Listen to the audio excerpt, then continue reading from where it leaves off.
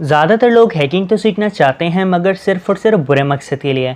Hacker या hacking का word सुनते साथ ही लोगों के माइंड में अमूमन एक ऐसा कैरेक्टर बिल्ड होता है जिसका ये काम होता है कि हैकिंग करके लोगों को नुकसान पहुंचाना और बदले में अपना फ़ायदा हासिल करना। और ज़्यादातर लोग सिर्फ और सिर्फ इसी मकसद के लिए ही हैकिंग सीखना चाहते हैं कि वो अपनी पर्सनल दुश्मनी के लिए लोगों के पर्सनल सोशल मीडिया अकाउंट जैसे फेसबुक, इंस्टाग्राम या ट्विटर वगैरह को हैक कर सकें, या फिर ज़्यादातर लोग गवर्नमेंट के बड़े इदारे या बैंकिंग सिस्टम को हैक करके बदले में अपना माली फ़ायदा हासिल करना चाहते हैं। तो लोग सिर्फ और सिर्फ इन्हीं चंद मकसद के लिए ही हैकिंग सीखना चाहते हैं। तो यहाँ पर लोग हैकिंग तो सीखना चाहते हैं मगर उन्हें ये बात नहीं पता है कि हैकिंग सीखने के लिए कहाँ से स्टार्ट किया जाए, या फिर हैकिंग सीखने के लिए उन्हें सबसे पहले क्या क्या कुछ आना लाजमी है, या फिर उन्हें क्या क्या कुछ सीखना पड़ेगा। तो आज की इस वीडियो में मैं आपको प्रॉपर तौर पर इसी बारे में गाइड करने वाला हूँ कि अगर आप एक हैकर बनना चाहते हैं और आपको समझ नहीं आ रही है कि आप कहाँ से स्टार्ट करें, तो इस वीडियो को आज आप प्रॉपर तौर पर देखिएगा। इस वीडियो में मैं आपको आज मुकम्मल तौर पर गाइड करूंगा कि किस तरह से आप एक प्रोफेशनल हैकर बन सकते हैं और हैकिंग सीखने के लिए हमें क्या क्या कुछ आना लाजमी है, कौन कौन से सब्जेक्ट हमें यहाँ पर पढ़ने पड़ेंगे। बट मेरा इस वीडियो को हरगिज़ बनाने का ये मकसद नहीं है कि आप इस वीडियो से इंफॉर्मेशन कलेक्ट करने के बाद में उसी इंफॉर्मेशन को गलत पर्पस के लिए इस्तेमाल करें।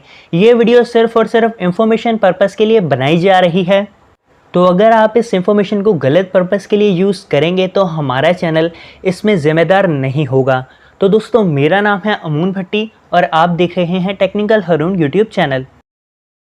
चलिए तो दोस्तों, लेट गेट स्टार्टेड।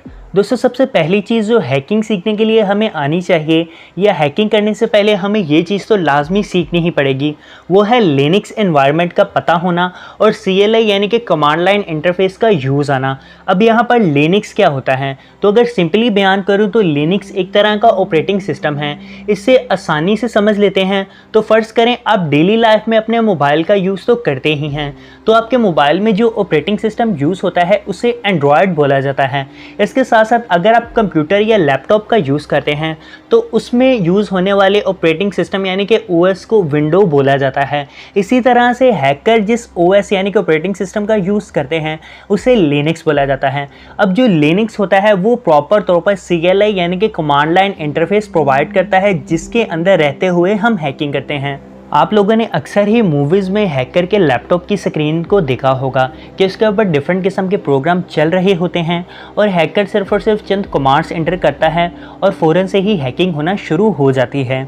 तो हैकर इस सभी प्रोसेस में CLI यानी कि कमांड लाइन इंटरफेस यूज़ कर रहा होता है और वो डिफरेंट किस्म की कमांड्स देकर हैकिंग अटैक्स को परफॉर्म करवाता है। जबकि हम अपनी डेली लाइफ में जो ऑपरेटिंग सिस्टम यूज़ करते हैं वो GUI यानी कि ग्राफिक यूज़र इंटरफेस प्रोवाइड करते हैं। तो आई होप यहाँ तक आपको प्रॉपर तौर पर आइडिया हो चुका होगा कि सबसे पहले हमें हैकिंग सीखने के लिए लिनक्स और CLI का यूज़ आना चाहिए। यहाँ पर दूसरी चीज़ जो हैकिंग करने के लिए हमें लाजमी सीखनी पड़ेगी वो है नेटवर्किंग।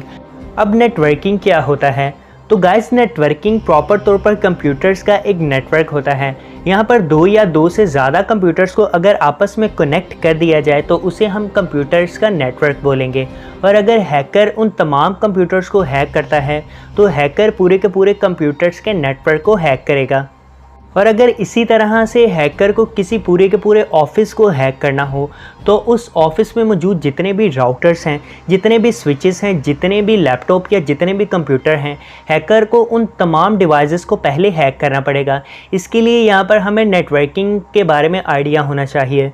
और सिर्फ यहीं तक ही नहीं, नेटवर्किंग के अंदर हम डिफरेंट किस्म की फायरवॉल्स के बारे में भी स्टडी करेंगे, क्योंकि जितने भी कंप्यूटर्स के नेटवर्क्स होते हैं उनके अंदर डिफरेंट किस्म की फायरवॉल्स लगी होती हैं जो कि हर टाइम ट्रैफिक को मॉनिटर करती रहती हैं।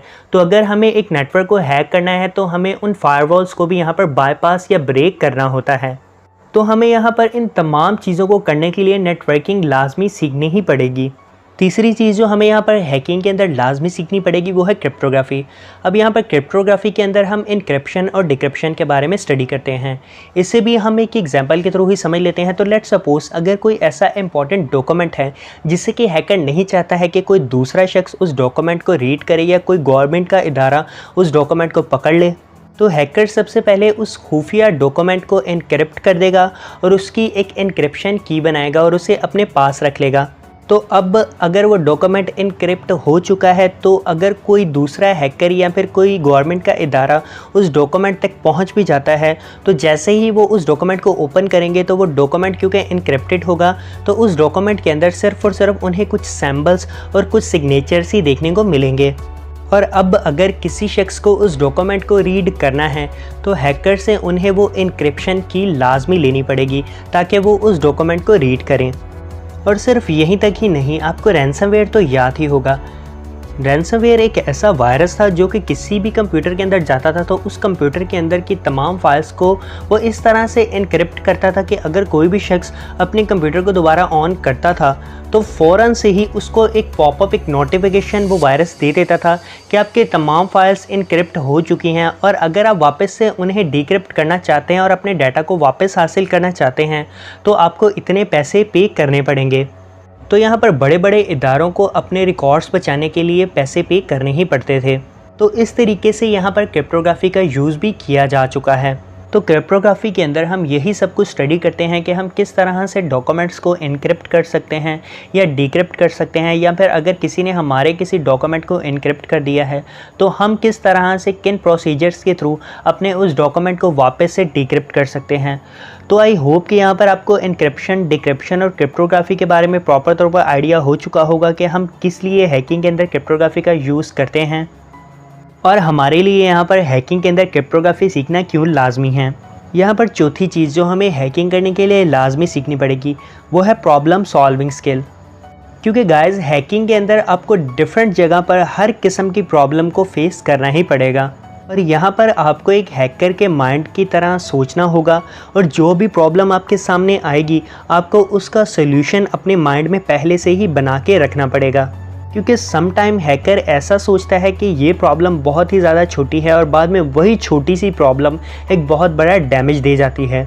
तो इसके लिए हमें यहाँ पर प्रॉब्लम सॉल्विंग स्किल लाजमी सीखनी ही पड़ेगी। यहाँ पर पांचवी चीज़ जो हैकिंग करने के लिए हमें सीखनी पड़ेगी वो है टूल्स का यूज़ आना और टूल्स को मॉडिफाई करना।